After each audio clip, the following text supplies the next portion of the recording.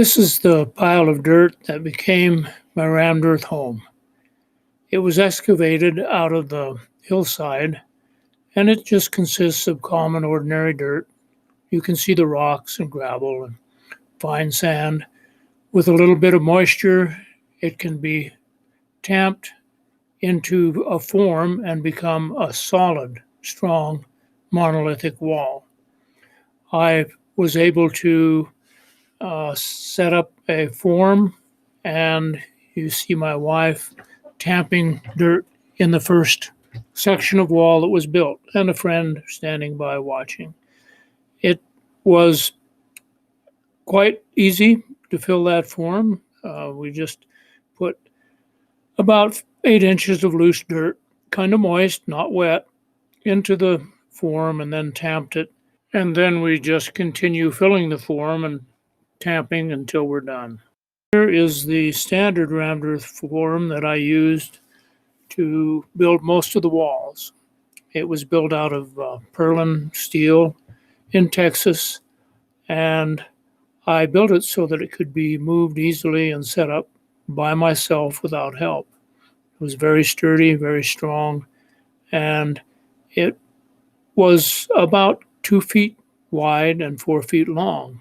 And as I advanced the wall, I would just knock it apart and put it together like you saw there. Air compressor, $750. I bought it at a salvage yard. It was the air source for my rammed earth tamper, and it did a really good job.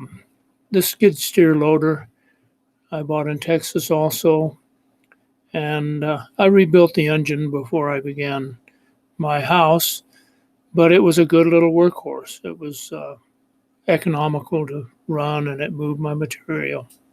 Backhoe, I bought that on the site there in Cherry Creek, and it became very useful. Cement mixer, very useful for mixing plaster and cement for bond beams, various things like that. Okay, the process is pretty simple. Damp earth, shovel it into the form to a depth of about 8 inches, tamp it down to about 5. It becomes very dense, very hard. And you can see a portion of the wall here.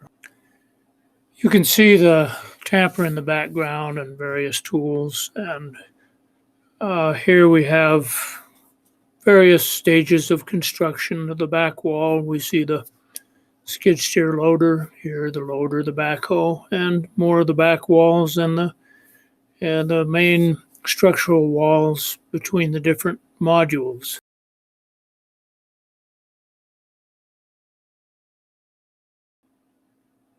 This is my adobe yard. I built those forms and then made about 600 adobes before I finally conceded that the strength was not sufficient for what I hoped to achieve. So I let the adobes molt back into the earth and settled on these Cherry Creek adobes. I call them Cherry Creek adobes because they're beer cans from the Cherry Creek Saloon, the local saloon.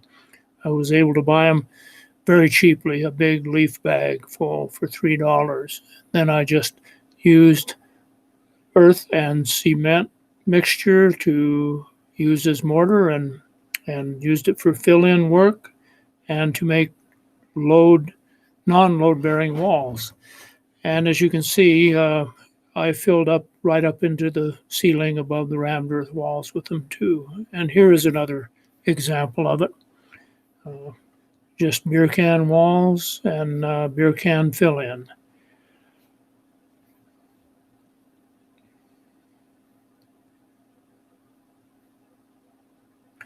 This is a view of the top of one of the walls, and you can see number 9 wire hanging down, and you may be able to see some rebar sticking up out of the top of this wall.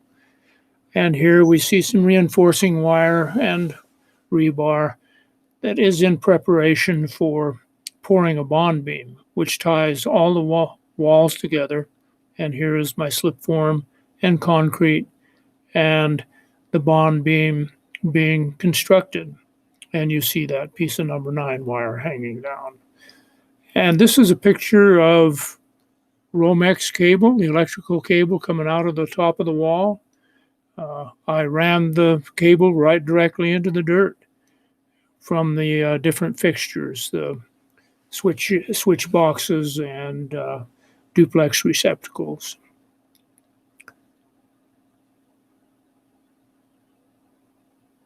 This is what I used for support for the roof. These are telephone poles. They were salvaged from a valley just to the east of where I live. A friend of mine had the contract to remove them. I put them on top of my walls. Here you can see the beams in their final resting places. They were secured with the number 9 wire that I mentioned to hold them secure to the wall.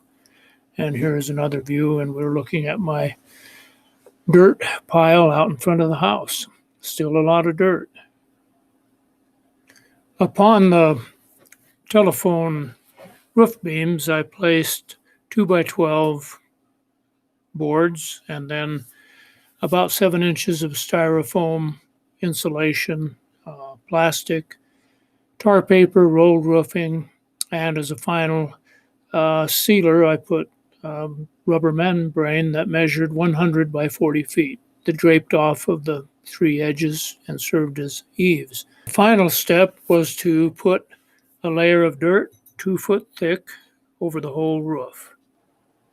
This is the south-facing part of the house. You can see the low wall in the front, which will be the foundation for the south-facing windows. And here we're looking at the eastern exposure with the entry door and the big buttress to the right and the bonco to the left. You can see those double pane windows are now resting on that low wall.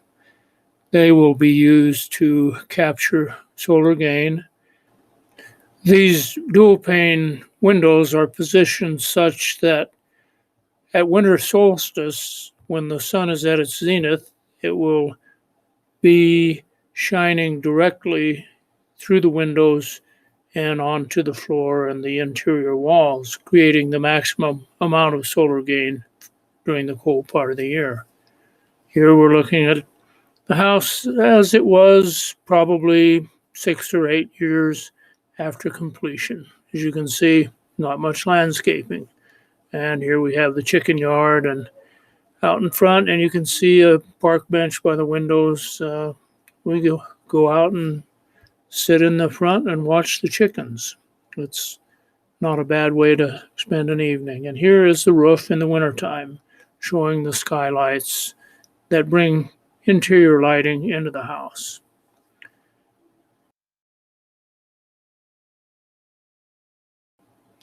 We are looking at some details of the ceiling. You see the bond beam and the electrical wiring and box and the vigas, the roof beams, and the 2x12s up on top there. We also decided to leave the insulators on the telephone poles.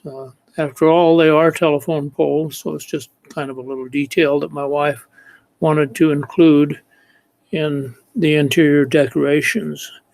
And here we see a couple of other clear insulators, and we look at those telephone poles as they are on the interior. Here we see a skylight and one of the plants that do so well in this environment.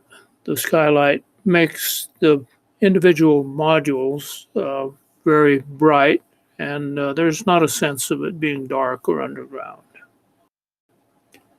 This is a recent photo of the west wall of the kitchen. You can see that my wife has decorated with old coffee pots, and the lights are antique mason jars with LEDs hanging from the ceiling. Note the plant growing in the wall. And here is a shot of the kitchen, part of it, on the east side. And this is a view of our pantry, which is entered on the north side of the kitchen. That wall with the arch is made out of beer cans, and you can see that it is a perfect location for a pantry and all of my wife's canned goods. Here is another beer can wall with an arched doorway leading into the closet. And here we are looking at a couple of bedrooms. That partition wall is made out of beer cans. And the lighting again is mason jars hanging from an old prospector's gold pan. We're looking east down the hallway. You'll see the dual pane windows on the right and the planter wall where we raise an assortment of vegetables, herbs, and flowers. It will give us good produce all year long. As you see here, as we're looking to the west, we have a couple of tomatoes on the tomato plant, and that's in January. Also, rosemary, aloe vera, and a large assortment of herbs that my wife raises. If you see the floor to the right, you will notice that it is Saltillo hand cast tile from Mexico that was laid on an adobe floor. This concludes the video portion of my presentation, and I hope that I've given you an adequate overview of building this sheltered rammed earth underground home.